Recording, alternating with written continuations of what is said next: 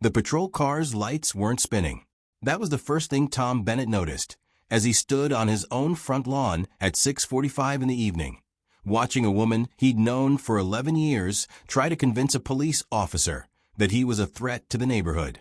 "He's been harassing me," Sandra Voss said, one hand pressed to her chest, her voice cracking right on cue. "I'm afraid to walk to my own mailbox. You have to do something."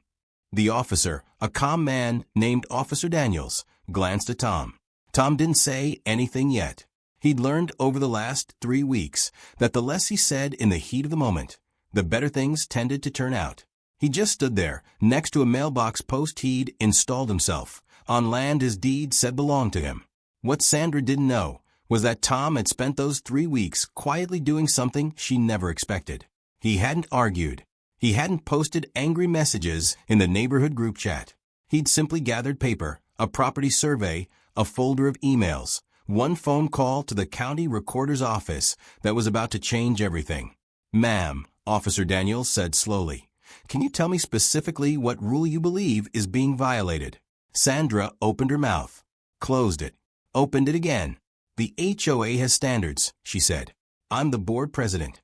"HOA bylaws aren't law enforcement's jurisdiction," Daniels said, not unkindly. "I need something specific."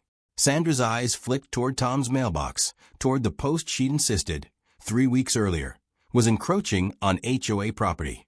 A claim that was about to unravel in front of a uniformed witness, with no way to walk it back. This is the story of how one homeowner's patience and one very simple property survey turned a woman's attempt to weaponize the police into the very thing that exposed her. To understand how it got here, you have to go back to a fence, a driveway, and a woman who had run her HOA like a personal kingdom for almost a decade without ever being told no. Tom Bennett was 43, married, with 2 kids in middle school, and he'd lived in Maple Ridge Estates for 9 years. It was the kind of subdivision real estate agents call established, mature trees, quarter-acre lots, a homeowners association that existed, on paper, to keep the streets tidy and the property values steady. In practice, for 8 of those years, the HOA had been run almost single-handedly by Sandra Voss, the board president, elected so long ago that most residents couldn't remember anyone else holding the job. She organized the block party. She remembered birthdays. She could be genuinely warm when she wanted to be. But she also treated the HOA's 22-page covenants less like a shared document and more like personal law, enforced however she felt like enforcing it. Tom's property sat on a corner lot. His driveway extended slightly wider than the original builder's layout, a modification made by the previous owner, done with a permit, and reflected accurately on the survey that came with the sale. Along the driveway ran a low wooden fence marking the edge of the yard. Both the fence and the driveway sat entirely inside Tom's legal property line, a fact recorded on the subdivision's plat map filed with the county. For 9 years, none of this had ever been an issue. Then, this past spring, something changed. Tom later learned it might have had something to do with a new board member, a retired teacher named Carol Whitfield, who had started asking Sandra to actually show the rule before enforcing it, a habit Sandra clearly wasn't used to. Whatever the reason, in the last week of April, Tom received his first HOA violation notice in 9 years.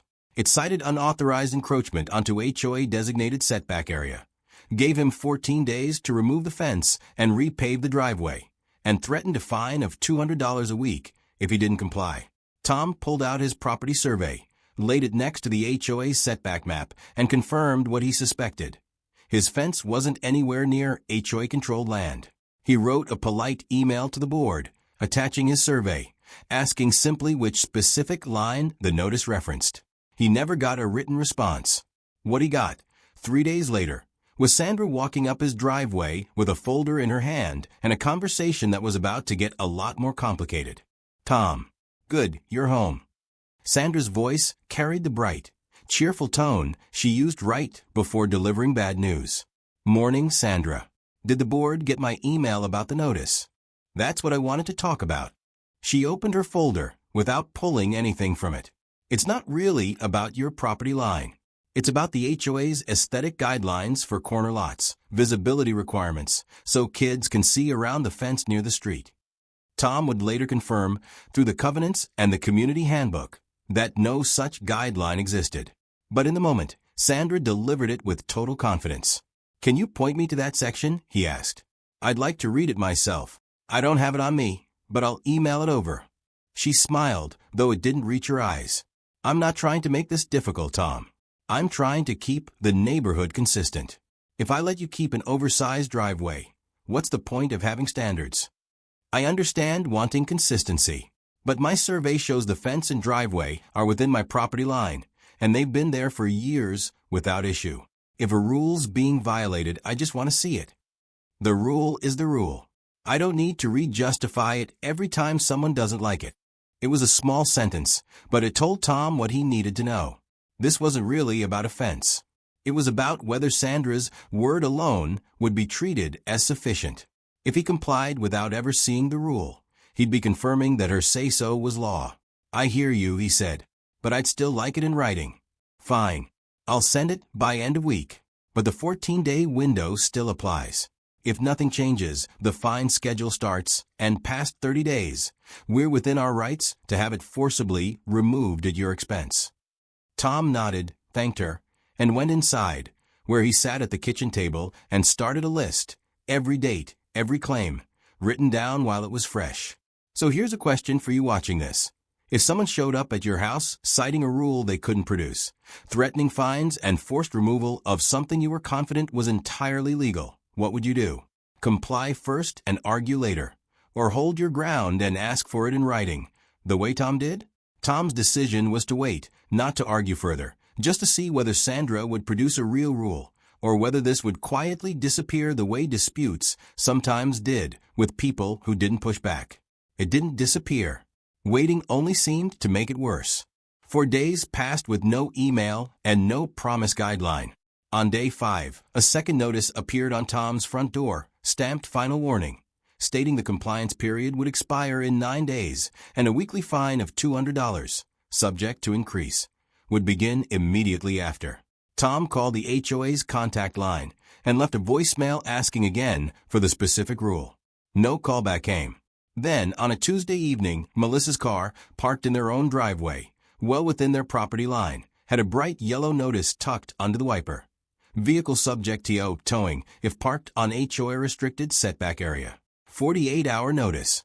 That was the moment it stopped feeling like a paperwork disagreement and started feeling like a real threat to their property.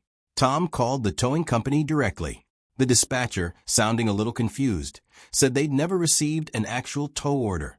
The notice was just a warning template Sandra had requested for documentation purposes. Reassuring, but telling. Sandra was using the language of real enforcement without necessarily having the authority behind it. Tom documented the notice with photos and timestamps, then emailed the entire board, including Carol Whitfield, the newer member he suspected might actually listen. Carol responded within a day, saying she hadn't seen documentation supporting the setback claim in the board's files, and asked Sandra, in the same thread, to produce the specific covenant section before any further fines or towing warnings went out. Sandra's reply came an hour later, longer and far more emotional than anything she'd said to Tom directly. She wrote that she'd given years of unpaid service to this community and didn't appreciate being second-guessed after 4 months on the board. She called the situation a clear violation any reasonable person could see, and said continued resistance from the homeowner borders on harassment of a volunteer. Tom hadn't said an unkind word to Sandra in 5 days. He'd made 2 polite, documented requests. Yet somehow, in her telling, he'd become the aggressor. 2 nights later, at 9:40 p.m., Sandra showed up at his door again, agitated, phone in hand. "I've had multiple complaints about your attitude toward this process," she said, before he'd fully opened the door. "If this continues, I will contact the police to document a pattern of intimidation."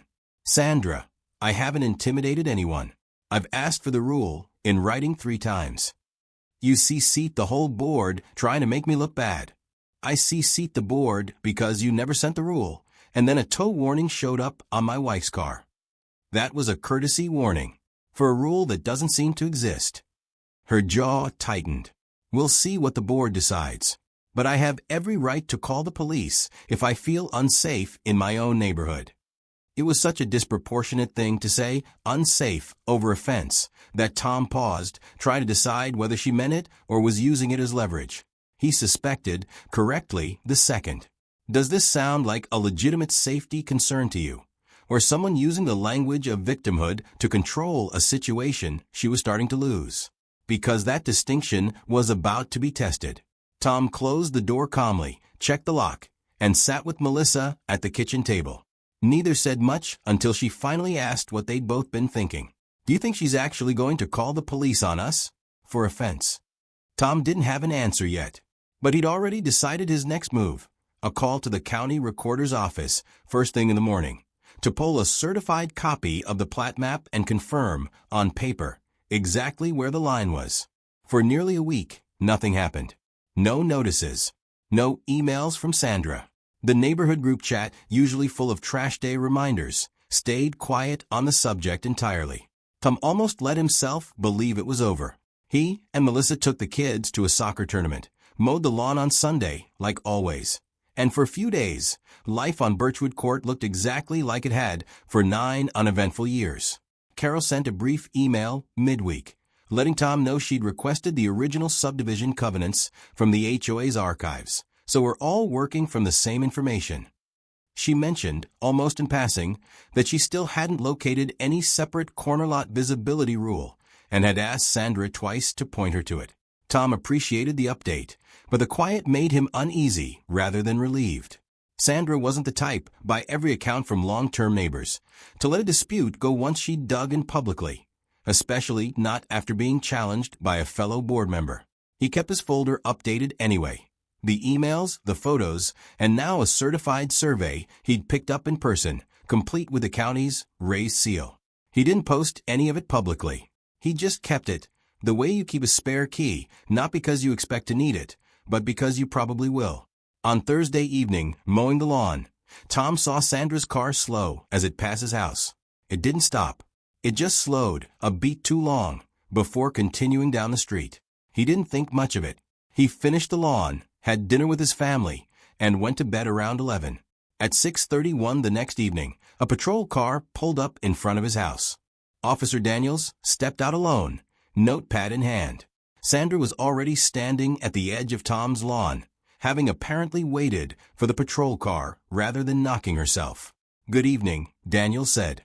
"I got a call about a possible harassment situation. Can someone walk me through it?" Sandra spoke first, quickly. "Officer, I'm the HOA president. This homeowner has been extremely hostile over a property violation. He CC'd our entire volunteer board in aggressive emails, refused to comply with a documented notice, and tonight I felt genuinely unsafe approaching this property, which is why I called." Tom noted quietly that this was the first mention of tonight. As far as he knew, they hadn't spoken at all that day. "Sir, your account?" Daniels asked. "I received a violation notice 3 weeks ago claiming my fence and driveway violate a setback rule," Tom said evenly. "I asked in writing multiple times for the specific rule, since my survey shows both are within my legal property line. I never got it. I did CC the board once, after a tow warning appeared on my wife's car, parked in our own driveway. I have copies of everything, if that helps." "He's twisting this," Sandra said, voice rising. "I've given 8 years of service to this community, and I don't appreciate being made the villain because I'm trying to enforce basic standards. I've had residents tell me they're uncomfortable with how this has been handled, and frankly—" "Ma'am," Daniel said, calm but firm, "is there a criminal matter here? A threat, property damage, or is this a civil dispute about an HOA rule?" Sandra hesitated. "It's a pattern of intimidation. I don't feel safe. Has he made any direct threats? Physical contact?" "No, but—" "Anything specific tonight?" A longer pause. "He was standing in his yard, watching me." Daniels wrote something down, his expression carefully neutral, though something close to disbelief flickered across it before settling again. "Has anyone watching ever seen police called over something this small? A fence, a person simply standing on their own lawn? It usually comes down to one thing, whether there's real documentation behind the claim or just the feeling of certainty. And Daniels was about to ask for exactly that. "Ma'am, do you have the specific setback rule with you?" Sandra opened her folder and flipped through several pages, meeting minutes, general covenants, her own notice to Tom, but nothing that specifically outlined a corner lot visibility guideline separate from the standard setback lines already satisfied by Tom's property. "It references community standards broadly," she said. "The exact wording is being finalized. So there isn't a written rule yet?" "There's a process," Sandra said, an edge in her voice now. "I don't need every line memorized to know a violation when I see one." Daniels turned to Tom, who handed over a certified property survey, the county seal visible in the porch light, showing the fence and driveway roughly 4 feet inside the recorded boundary. "This is a certified county survey," Daniels said, comparing it to Sandra's printed notice, which had no coordinates or citation to any recorded document. "Filed when?" "Originally in 1998, when the subdivision was platted," Tom said. "I picked up a fresh certified copy last week, just to be sure." "That survey doesn't account for HOA-specific guidelines stricter than county minimums," Sandra said. "We're allowed our own standards." "You are," Daniel said, "if they're documented and properly adopted. Do you have that documentation?" "I told you it's being finalized. So as of tonight, there's no adopted rule that's been violated." Sandra didn't answer that directly. Tom handed over one more item, the email thread with Carol Whitfield, showing her direct request for the covenant section 9 days earlier, and Sandra's reply about years of unpaid service, with no rule ever actually cited. Daniels read it in silence, his pace slowing near the end. "Ma'am, based on what's in front of me, I'm not seeing a criminal matter, or even a clearly documented HOA violation. I'm seeing a property dispute where the rule hasn't been produced, despite 3 written requests, including one from your own board." "That's not what this call was about," Sandra said, tightening. "I called because I felt unsafe. I understand that's what was reported. But I have to go by what's documented, not just how a situation is described. Right now, one party has a certified survey and a paper trail of polite requests. The other issued fines and a tow warning for a rule that, by her own admission, doesn't formally exist yet. Do you think Sandra expected this to go her way when she made that call? Most people in these situations do, right up until the paperwork actually gets laid out in front of them." Daniels closed his notepad and addressed them both plainly, without judgment or satisfaction, just fact. "I can't take enforcement action tonight. There's no criminal offense here. Mr. Bennett, you're within your rights to keep documenting these interactions, and if fines get issued for a rule that isn't properly adopted, that's something to raise through the HOA's formal dispute process, or small claims court if it comes to that." He turned to Sandra. "Ma'am, I'd encourage you, as a board representative, to make sure a rule is actually adopted and documented before issuing fines or tow warnings. Repeated calls over civil disputes without a clear criminal element aren't a good use of emergency resources, and could reflect on you if it becomes a pattern." "I was just trying to do my job," Sandra said, quieter than she'd been all evening. "I understand. But doing the job means having the paperwork to back it up. Tonight, only one of you did." He thanked them both, nodded to Tom, and drove off, lights dark the whole way. Sandra stood on the lawn a moment longer, looking genuinely unsure of what to do next, then said something short about following up formally with the board, and walk home. The consequences that followed weren't dramatic. Carol Whitfield brought the documentation before the full board the next week. The certified survey went into the official record. The tow warning and both fine notices were formally rescinded in writing, with an apology on HOA letterhead acknowledging that the cited setback guideline had not been properly documented or adopted at the time enforcement action was initiated. Sandra stayed on the board, but the meeting minutes from that period, which Tom later saw through a public records request, showed a new rule adopted unanimously. Any future violation notice would require a specific board-approved citation before it could be issued, plus a mandatory 7-day response window before any fine took effect. It wasn't revenge. It was just a system correcting itself once enough documentation was finally in one place.